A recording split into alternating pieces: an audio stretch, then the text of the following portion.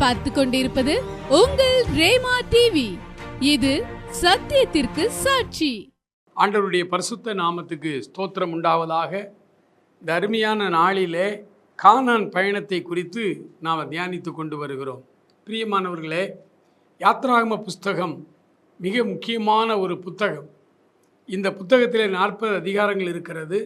இதை 4 பகுதிகளாக பிரித்து ஆண்டவர் நமக்கு எழுதி கொடுத்திருக்கிறார். கற்றுக்கொள்வதற்கு எளிமையாக இருப்பதற்காக எல்லா புத்தகத்தையுமே பாமர மக்களும் எளிமையாய் புரிந்து கொள்ள வேண்டும் என்று ஆண்டவர் தன்னுடைய வேதத்தை இவ்வளோ அழகாய் தொகுத்து நமக்கு எழுதி வைத்திருக்கிறார்.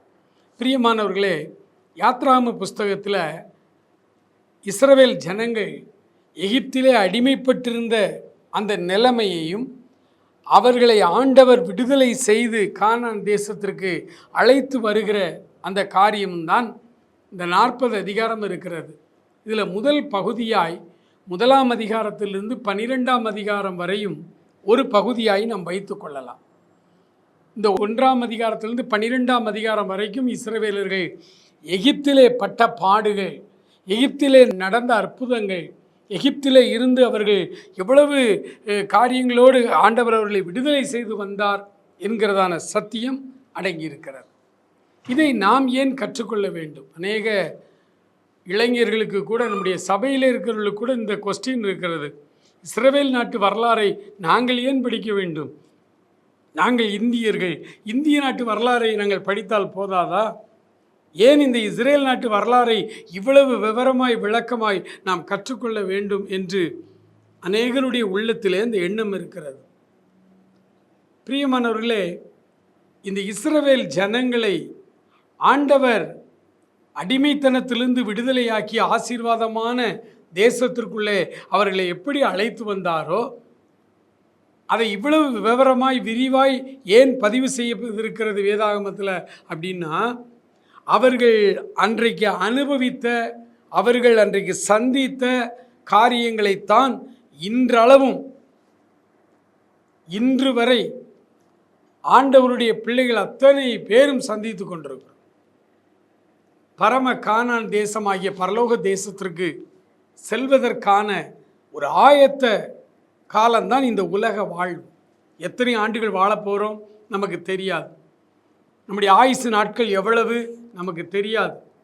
மரணம் என்றைக்கு நேரிடும் நமக்கு தெரியாது. ஆகவே தான் எப்பொழுதும் விழித்திருங்கள், எப்பொழுதும் ஆயத்தமாயிருங்கள் என்று ஆண்டவருடைய வேதம் நமக்கு கற்றுத்தருகிறது. பிரியமானவர்களே, ஆக இந்த யாத்ராகம புஸ்தகத்தை நாம் கவனமாய் தியானித்தால், நாம் அதை படித்தால், நமக்கு வாழ்வுக்கு தேவையான எல்லா காரியங்களும் அதில் இருக்கிறது. எல்லா கேள்விகளுக்கும் அங்கே விடை இருக்கிறது. ஆம், என கண்பானவர்களே, இன்றைக்கு இருக்கிற வாலிபர்கள், பெரியவர்கள், ஆண்டவரை ஏற்றுக்கொள்ளுகிற கர்த்தருடைய பிள்ளைகள், அவர்கள் சலித்து கொள்ளுகிற ஒரு காரியம் என்ன தெரியுமா? அவர்கள் ரட்சிப்பின் அனுபவத்துக்குள்ளே வந்து மகிழ்ச்சியாய் இந்த கிறிஸ்தவ வாழ்க்கையை துவங்குகிற பலர் கொஞ்ச நாளிலே சில தடைகள், பிரச்சனைகள் வரும் பொழுது சோர்ந்து போகிறார்கள். இது என்ன நடக்கிறது என்பதை நாம் இந்த யாத்ராகமத்தில் முதல் அதிகாரத்திலிருந்து நாம் கற்றுக்கொள்ள போகிறோம். முதல் அதிகாரத்திலே ஆண்டவர் எவ்வளவு கரிசனை உள்ளவர் என்பதை நமக்கு சுட்டி காண்பிக்கிறது கர்த்தருடைய வேதம். ஆண்டவர் எவ்வளவு கரிசனை உடையவர். நான் ஆண்டவரை ஏற்றுக்கொண்டு இந்த வருடத்தோடு 40 வருடங்கள் ஆகிவிட்டது.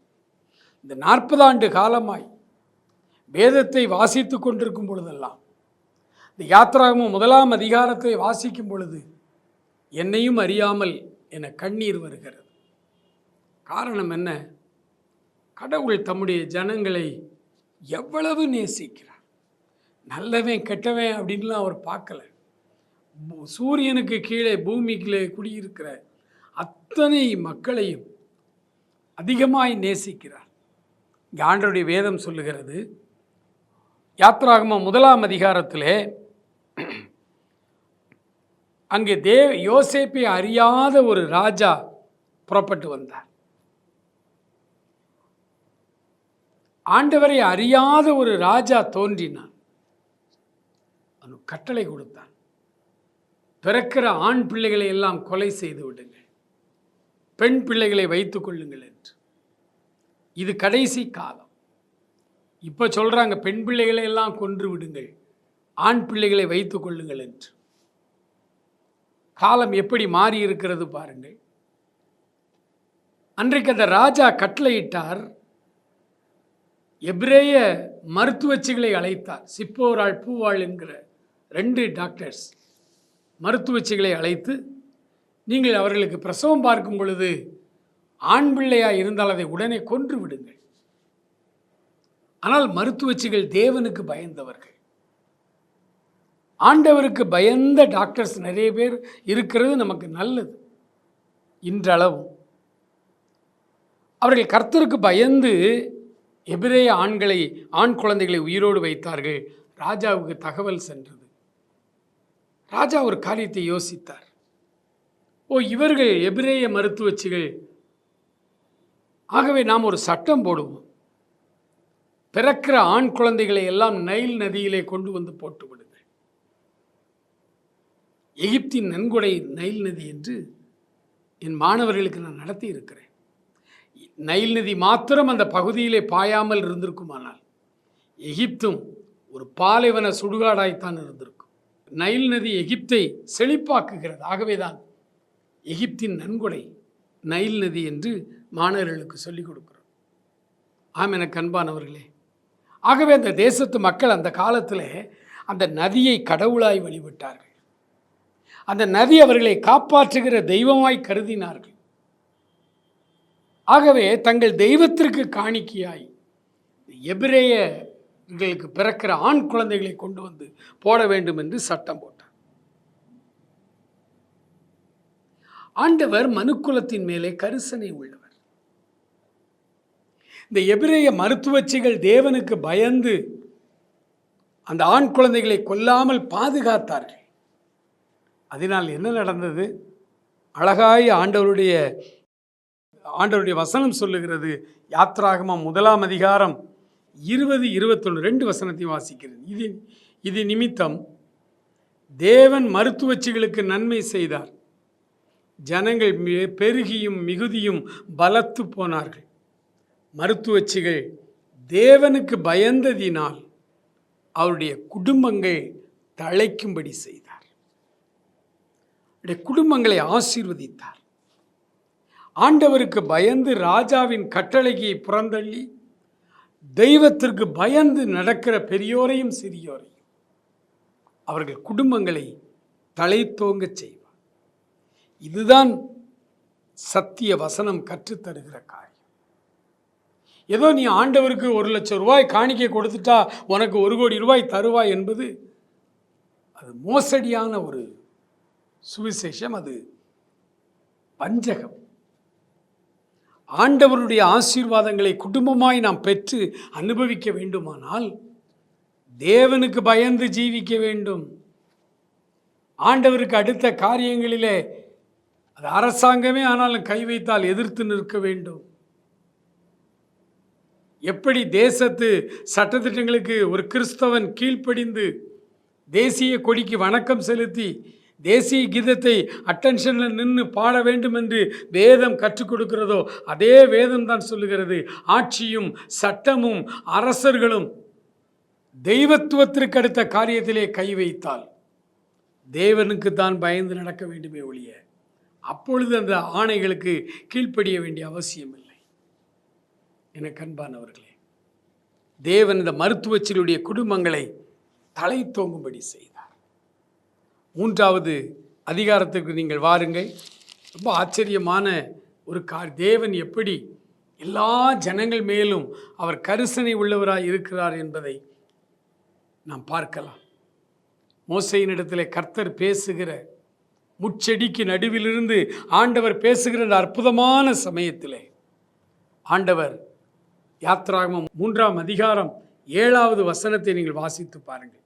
அப்பொழுது கர்த்தர், எகிப்தில் இருக்கிற என் ஜனத்தின் உபத்திரவத்தை நான் பார்க்கவே பார்த்து ஆளோட்டிகளின் நிமித்தம் அவர்கள் இடுகிற கூக்குரலை கேட்டேன்.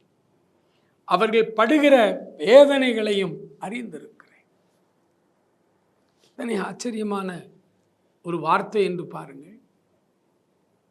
அவர்கள் எகிப்திலே கஷ்டப்பட்டு வேதனைகளை அனுபவித்துக் கொண்டிருக்கிறார்கள் இஸ்ரவேல் ஜனங்கள். ஒருவேளை அவருடைய உள்ளத்தில் எங்கள் தெய்வம் எங்கே, ஆபிரகாமின் தெய்வம், ஈசாக்கின் தெய்வம், எங்கள் முற்பிதாக்களின் தெய்வம் எங்கே என்று கூட அவர்கள் கதறி இருக்கலாம். அவர்களுக்கு எந்த பதிலும் அங்கே கொடுக்கப்படவில்லை. ஒருவேளை அவர்கள் நினைக்கலாம், ஆண்டவருக்கு இதெல்லாம் தெரியுமா, என் வேதனை அவருக்கு புரியுமா, என் குடும்ப கஷ்டம் அவருக்கு தெரியுமா என்றெல்லாம் ஒருவேளை நான் அந்த இஸ்ரவேல் மக்கள் அன்றைக்கு அழுது அவர்கள் யோசித்து கொண்டிருக்கலாம்.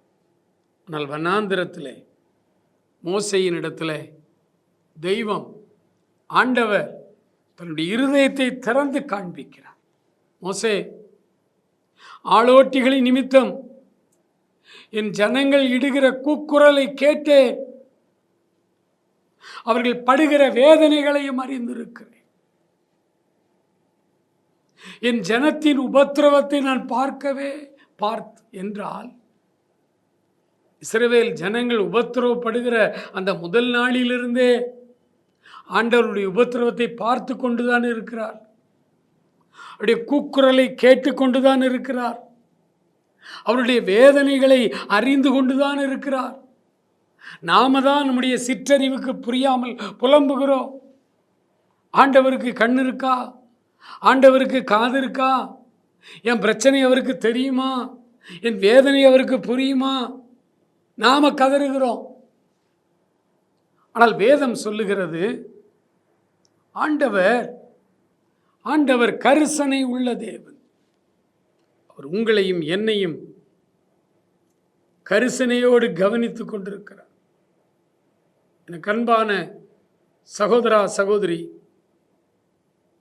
உன் வேதனைகள், உன் கஷ்டங்கள், உன் பாடுகள், உன் உபத்திரவம் எல்லாவற்றையும் அவர் அறிந்து கொண்டிருக்கிறார். உன்னை மீட்கும் திட்டத்தை அவர் வைத்திருக்கிறார். நம்முடைய இயல்பான நம்முடைய வாழ்வு, நம்முடைய குணம், நம்முடைய காரியம் சொல்லுகிறது, பிரச்சனை வந்தவுடனே பிரச்சனை வராமலே இருக்க வேண்டும் என்று தான் நாம் விரும்புகிறோம். அப்படியே பிரச்சனை வந்துவிட்டால் உடனே ஆண்டவர் எனக்கு அதுக்கு சொல்யூஷன், தீர்வு எனக்கு உடனே தர வேண்டும் என்று விரும்புகிறோம். கொஞ்சம் தாமதித்தால் கூட நம்மால் அதை சகித்து கொள்ள முடியவில்லை. 430 வருஷம் அவர்கள் வேதனைப்பட்டு கொண்டிருந்தார். அத்தனை வருடமும் ஆண்டவர் அவர்களுடைய கஷ்டங்களையும் பாடுகளையும் உபத்திரவங்களையும் பார்த்து கொண்டிருந்தார், கேட்டுக்கொண்டிருந்தார், அறிந்திருந்தார். ஏன் ஆண்டவர் சும்மா இருந்தார்? ஆண்டவர் நம் ஒவ்வொருவருக்கும் ஒரு மீட்பின் திட்டம் வைத்திருக்கிறார். அதைத்தான் பழைய ஏற்பாட்டிலே அவர் காண்பித்து சொல்லுகிறார். அந்த மீட்பின் திட்டம் நிறைவேறும் பொழுது இத்தனை வருடங்கள் காத்திருக்க வேண்டிய அவசியம் இல்லை. அந்த மீட்பின் திட்டம் நிறைவேறும் பொழுது உடனடியாக நமக்கு தீர்வு உண்டு. மோசேட்ட சொன்னார், மோசே, நீ போய் பார்வோன்ட்ட பேசு, என் மக்களை இந்த வனாந்திரத்தில் அழைத்து கொண்டு வா, நீ நிற்கிறதான இந்த மலையிலே எனக்கு ஆராதனை செய்வீர்கள், அதுதான் அடையாளம். ஆண்டவர் திட்டமும் தெளிவுமாய் பேசினார். மீட்பின் காலம் அங்கே நிறைவேறினது. சொல்லுகிறார் பாருங்கள், 8வது வசனம், இஸ்ரவேலர்களை எகிப்தியரின் கைக்கு விடுதலையாக்கவும் அவர்களை அந்த தேசத்திலிருந்து நீக்கி கானானியரும் ஏத்தியரும் எமோரியரும் பெருசியரும் ஏவியரும் எபூசியரும் இருக்கிற இடமாகிய பாலும் தேனும் ஓடுகிற நலமும் விசாலமுமான தேசத்திலே கொண்டு போய் சேர்க்கவும் இறங்கினேன். எனக்கு அன்பான சகோதரனே, ஆண்டவருடைய மீட்பின் திட்டம் என்ன? உங்களையும் என்னையும் பாவ அடிமைச்சேற்றிலிருந்து, பாவ அடிமைத்தனத்திலிருந்து, இந்த பாவமாகிய எகிப்திலிருந்து நம்மை விடுதலை செய்து அவருடைய சொந்த ராஜ்யம், பாலும் தேனும் ஓடுகிற நலமும் விசாலமுமான அந்த தேசத்திலே கொண்டு போய் நம்மை சேர்க்க வேண்டும். இதான் அவருடைய மீட்பின் திட்டம். ஆகவே இந்த கானான் பயணத்திலே முதலாவது நீங்கள் ஒன்றை புரிந்து கொள்ளுங்கள். உங்கள் வேதனைகள் அவருக்கு தெரியும். நீங்கள் படுகிற கஷ்டமெல்லாம் அவருக்கு தெரியும். நீங்கள் அனுபவிக்கிற நிந்தனைகளை எல்லாம் அவர் அறிந்திருக்கிறார்.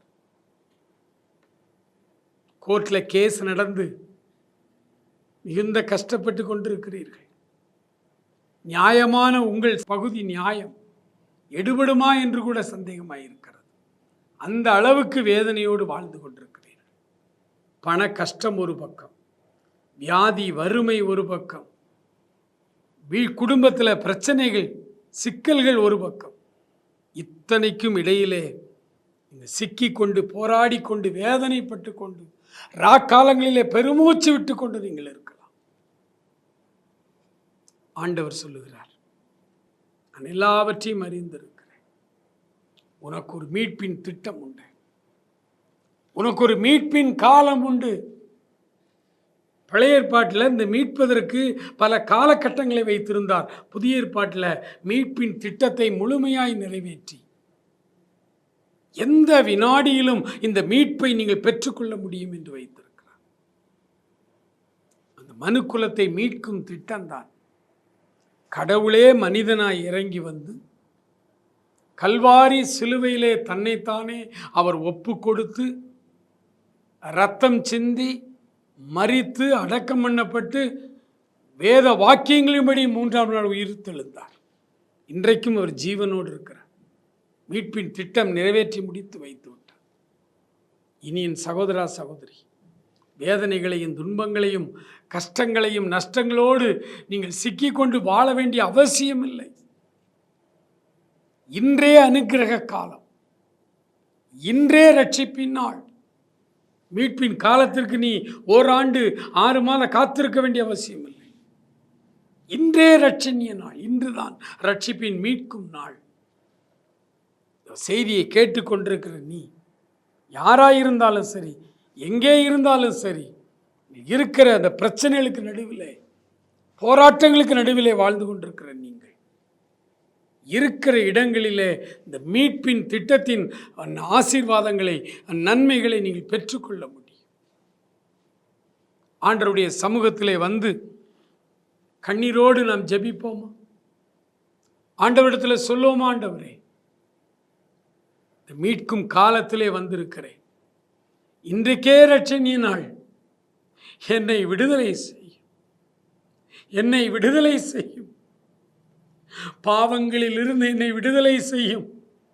இஸ்ரவேல் ஜனங்கள் எகிப்திலே சிக்கி இருந்தது போல அநேக கெட்ட பழக்க வழக்கங்களுக்கு நானும் சிக்கி இருக்கிறேன். அதனால் என்னுடைய வாழ்வு மிக கேவலமாக இருக்கிறது, கஷ்டமாக இருக்கிறது, பாரங்களோடு இருக்கிறது. நான் மிகவும் மிகவும் மிகவும் நெருக்கப்படுகிறேன், போராடி கொண்டிருக்கிறேன்.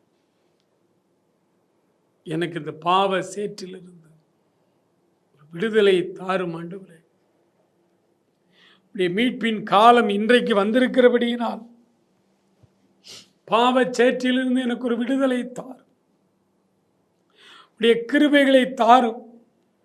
உடைய இரக்கங்களினால் எங்களை நிரப்பும். உடைய வல்லமையான கரம் எங்களை மூடிக்கொள்ளட்டும். தொடர்ந்து எங்களை வழி நடத்தும். இப்பொழுதே மனம் திரும்புகிற ஒவ்வொரு சகோதரனையும் சகோதரியும் நீர் இப்பொழுது விடுதலை செய்வீராக. அவர்களுடைய உலக பிரகாரமான தேவைகள், சிக்கல்கள், வேதனைகளில் இருந்து உடைய பிள்ளைகளை விடுதலை செய்வீராக. தயவாய் மனம் இறங்கும் அப்பா, தயவாய் மனம் இறங்கும் சுவாமி, மனம் இறங்கும். ஆசீர்வதியும். தொடர்ந்து நீர் காத்துக்கொள்.